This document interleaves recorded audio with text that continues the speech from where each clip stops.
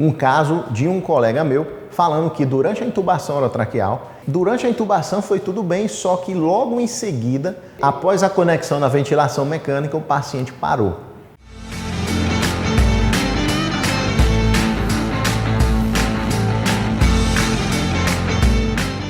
Olá, laringoscopista! Vamos falar hoje sobre estímulo vagal. Eu recebi no meu Instagram, @doutortiago, se você ainda não me segue, vai lá e segue, um caso de um colega meu falando que durante a intubação orotraqueal, ele fez tudo conforme as regras orientam, né? Tudo conforme o estudo dele e as minhas dicas se aplicaram e acabou que ele começou uma intubação orotraqueal com o paciente saturando 96% e uma pressão arterial de 12/7. E durante a intubação foi tudo bem, só que logo em seguida, logo após o término da intubação orotraqueal, o paciente estava com a frequência cardíaca de 46 e após a conexão na ventilação mecânica, o paciente parou.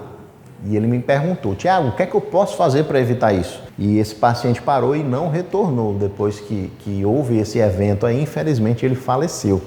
E ele veio para mim muito angustiado, perguntando quais são as medidas que ele poderia fazer para tratar esse acontecimento, né? A princípio ele não conseguiu identificar muito bem o que aconteceu, mas isso já aconteceu algumas vezes comigo.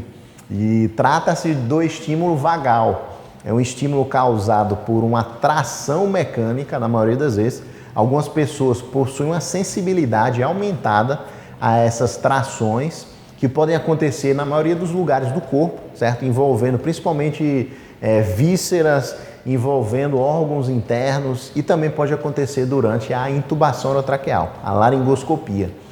Eu já tive estímulos vagais durante a intubação orotraqueal e é engraçado porque durante a intubação orotraqueal o mais comum é você ter taquicardia, pelo estímulo doloroso que a intubação gera, né? A gente sabe que a intubação dói muito, dói mais que você levar uma facada, que levar um tiro, que ter as costelas expandidas pelo finoqueto. É mais frequente ter taquicardia, mas pode acontecer sim de você causar via laringoscópio um estímulo vagal, e o estímulo vagal é parasimpático, que faz com que a frequência cardíaca baixe. Certo? E eu vou falar de como você vai perceber e como você vai tratar isso. Mas também eu queria falar sobre outros estímulos vagais que acontecem pelo corpo. Por exemplo, já aconteceu comigo 2 ou 3 vezes durante cirurgias de colecistectomia, cirurgias eletivas, muito tranquilas, paciente asa 1, que a gente fala na anestesia, né? Sem comorbidades nenhuma. Uma vez aconteceu durante a insuflação do pneu peritônio, ou seja, a tração do peritônio pelo ar, fez com que houvesse esse estímulo vagal e na mesma hora o paciente fez uma bradicardia. Isso foi uma vez que aconteceu comigo. E 2 ou 3 vezes aconteceu durante a tração da vesícula biliar.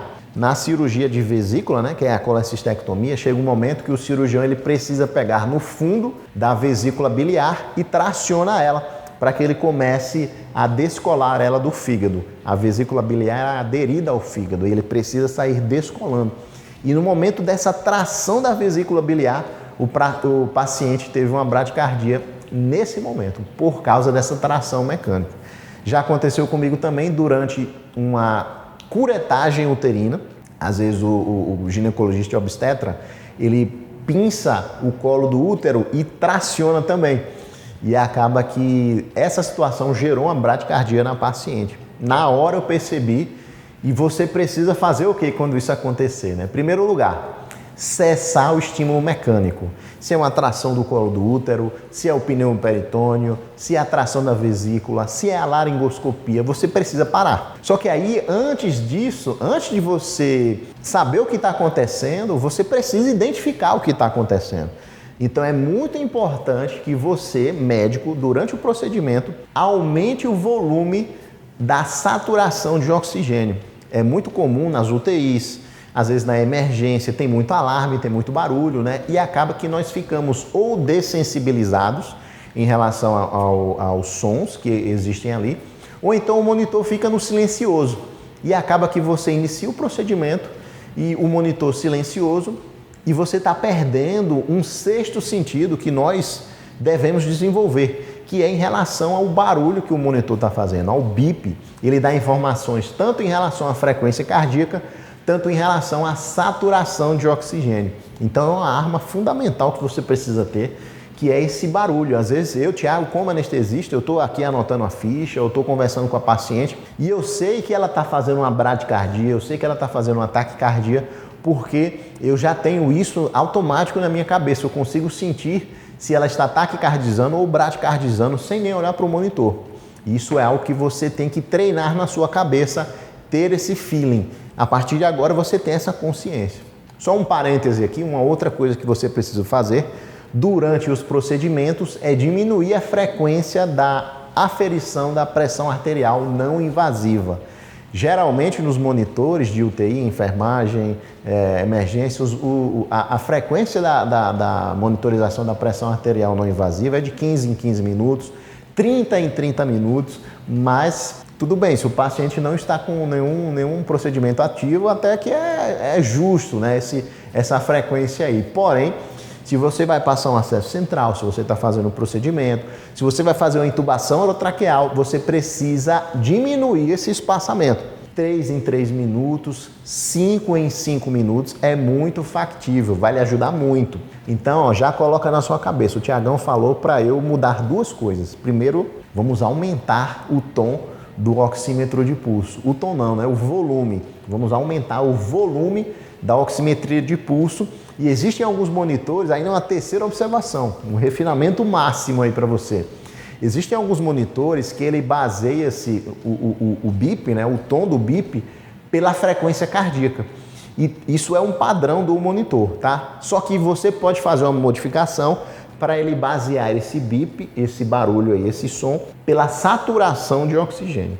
Se ele estiver baseando-se na frequência cardíaca, ele vai variar apenas a frequência do bip. Mas se o paciente estiver dessaturando, o tom do oxímetro, né, o tom daquele barulho não vai mudar. Se você se basear no tom do oxímetro de pulso, aí ele vai baixando o tom também, conforme a saturação cai ou conforme a saturação aumenta. Então, lembrou de procedimento? Primeiro lugar, ajuste o volume para mais. Tenha certeza que esse volume do bip está na oximetria de pulso. E em terceiro lugar, você vai diminuir as frequências da aferição da pressão arterial não invasiva. E aí você, até durante a laringoscopia, enquanto você está ali ó, fazendo a laringoscopia, você está percebendo, eita porra, começou a bradicardizar. Tira na hora, opa, tirei, olha para o monitor, acaba com o estímulo. Então, no caso da laringoscopia, você tira o laringoscópio, no caso lá da tração da vesícula, eu falei na hora, ó, solta a vesícula aí, paciente está bradicardizando, solta agora. Você tem que ser enérgico nessa hora, pode soltar aí porque não é bom não tá dando bom não, vai dar ruim. E eu não quero que dê ruim com o meu paciente porque eu estou protegendo ele. E em seguida você fará uma dose de atropina para esse paciente. Como nós estamos diante de um estímulo vagal, é um estímulo mediado por acetilcolina, né? Um estímulo parasimpático, você vai fazer um anticolinérgico, que é a atropina. Então, a atropina, além de aumentar a frequência cardíaca do paciente, ela vai proteger aquelas fibras ali, aqueles receptores que estão recebendo esse estímulo aí colinérgico para que não haja novas bradicardias.